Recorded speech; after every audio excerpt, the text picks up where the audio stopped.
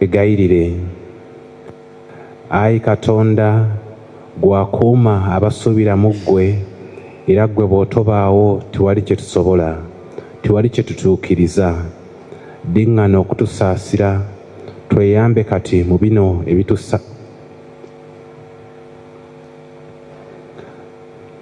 diŋŋana okutusaasira, tweyambe kati mu bino ebitasimba, nga twemalira ku by'okusigalawo. Tukikusaba nga tuyita mu Yesu Kristo omwana wo, bwe yawangaala nga mu kimu ne Mwoyo Mutuukirivu, emirembe n'emirembe.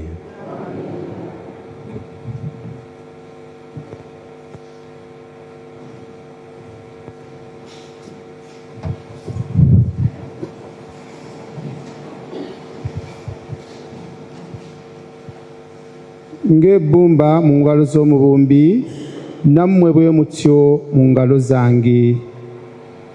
Bye tusoma mu kitabo kya Yeremiya omulanzi. Omukama yagamba Yeremiya nti, "Situka oserengete ew'omubumbi, era eyo gy'onoowulira ebigambo byange." Awo ne nserengeta ku nju y'omubumbi, ne nsanga ng'ali ku mulimo ku lubumbiro. Ekintu kyali akola n'ebbumba bwe yakyayonooneka n'akyusa, n'akolamu ekirala nga bwe yali asiimye okukola. Olwo Omukama kwe kuŋŋamba nti, "Nju ya Isirayiri, Omukama agambye nti, mulowooza nze siyinza kubakola ng'omubumbi oyo? Mulabe ebbumba nga bwe liri mu mukono gw'omubumbi, nammwe bwe muli bwe mutyo mu mukono gwange." Ebyo Omukama yabyogera. Yeesiimye Katonda wa Yakobo gw'ayamba.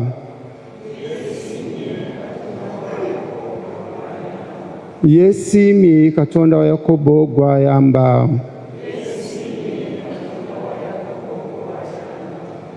Mwoyo gwange tendereza Omukama, Omukama ndimutendereza obulamu bwange bwonna.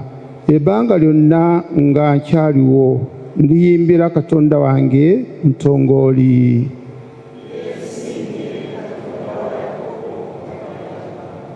Muleke kwesiga baami, omuntu omutava bulokofu.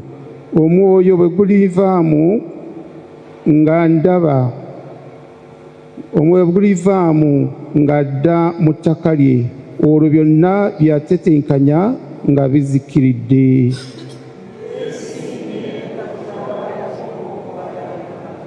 Yeesiimye Katonda wa Yakobo gw'ayamba, asuubira mu Mukama Katonda we, eyakola eggulu n'ensi, ennyanja na byonna ebigirimu. Abooluganda, musituke twanirize evanjiri. Praise God, hallelujah, praise God.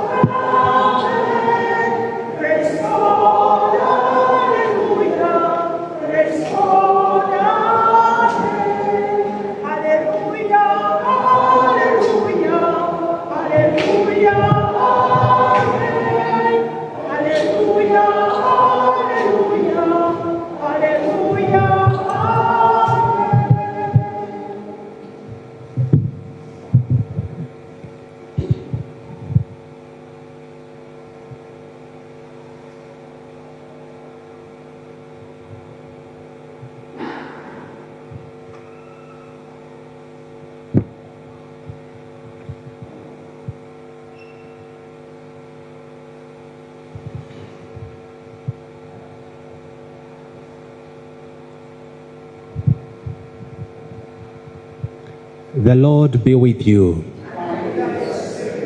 A reading from the Holy Gospel according to Matthew. Jesus said to the crowds, "The kingdom of heaven is like a dragnet cast into the sea that brings in a haul of all kinds. When it is full, the fishermen haul it ashore. Then, sitting down, they collect the good ones in a basket and throw away those that are of no use. This is how it will be at the end of time. The angels will appear and separate the wicked from the just, to throw them in the blazing furnace, where there will be weeping and grinding of teeth. Have you understood all this? They said, Yes. And he said to them, Well then, every scribe who becomes a disciple of the kingdom of heaven is like a householder who brings out of his storeroom things both new and old. When Jesus had finished these parables, he left the district. The Gospel of the Lord.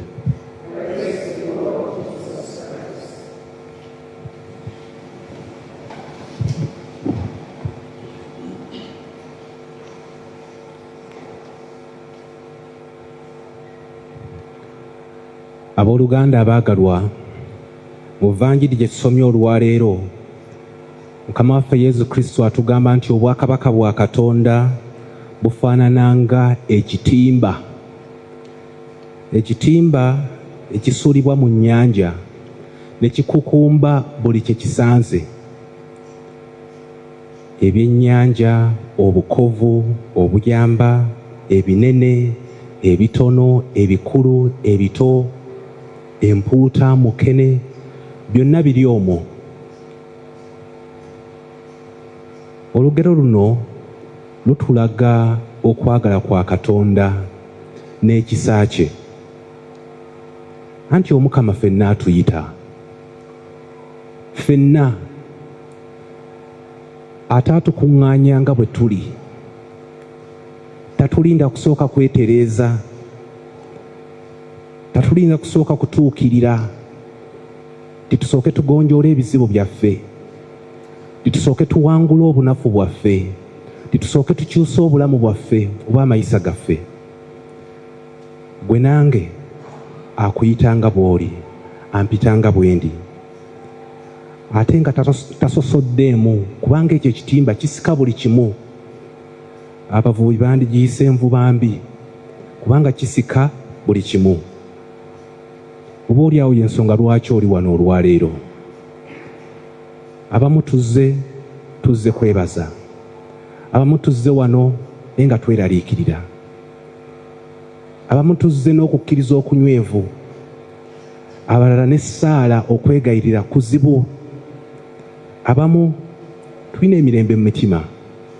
Abamu twakooye dda. Embeera yatuyinze. Naye ffenna Omukama atuleese. Ffenna weetuli.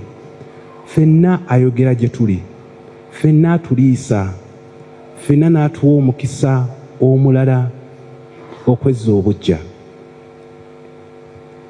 Naye Evvanjiri tekomye okwo mu kusika busisi. Yesu atugambye nti bwe kimala okujjula, ekitimba kino kyayogerako.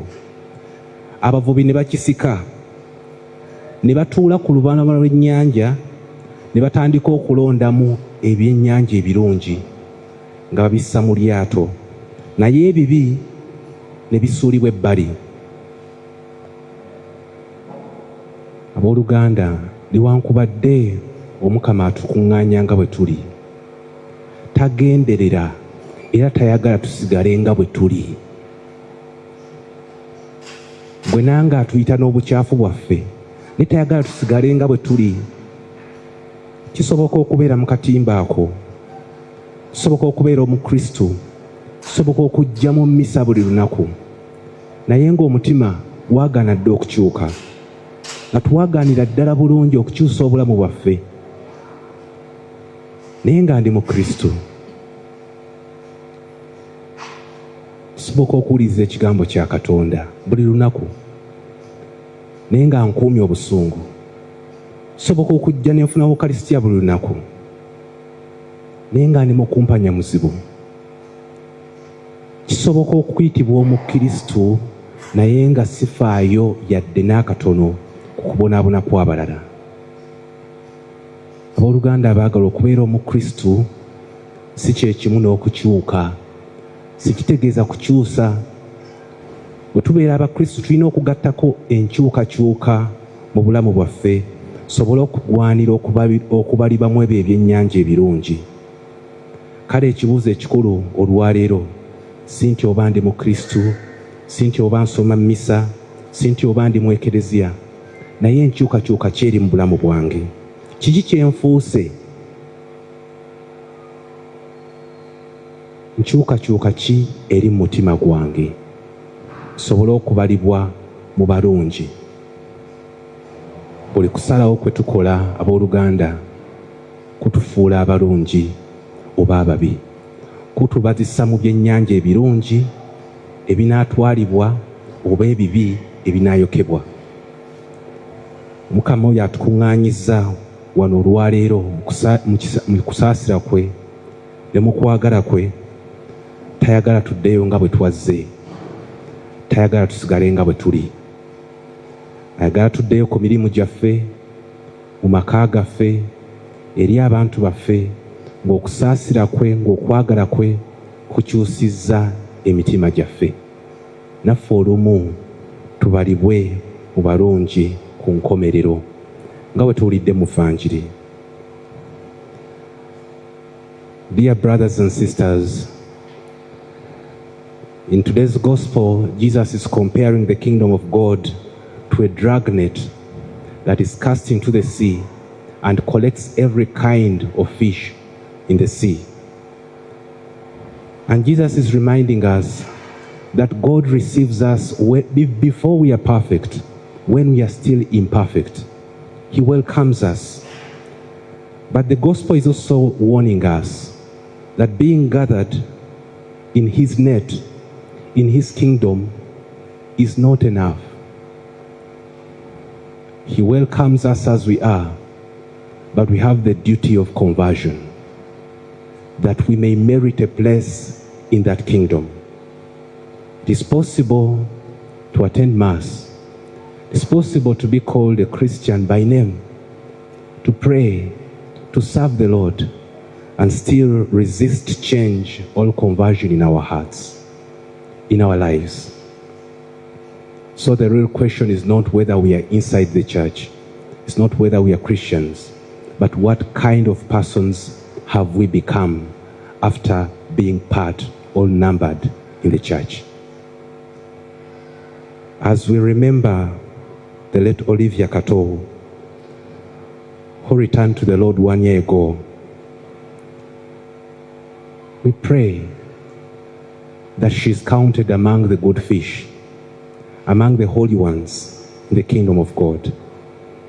And we are praying that the grace of God may continue to shape us, who are still living today, that it may transform us, that we too may be counted among the good fish, fit for the kingdom of heaven. The Lord be with you.